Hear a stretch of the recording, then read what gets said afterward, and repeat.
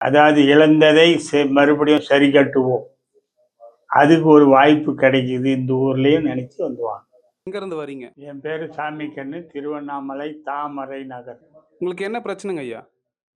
அது காது கொஞ்சம் கேட்கறது குறைவா இருந்தது. காது கருவி மிஷின் போடுறதுக்கு முன்னாடி எந்த மாதிரியான பிரச்சனைகளை சந்திச்சீங்க? அதாவது இழப்பீடு அதிகமா வரக்கூடிய நிலையிலெல்லாம் கூட நடக்கும். சொல்ல முடியாது. உயிர் இழப்பீடு, சாலை பாதுகாப்பு இழப்பீடு. நீங்க காது கருவி போட்டதுக்கு அப்புறம் உங்களுக்கு எப்படி இருக்கு?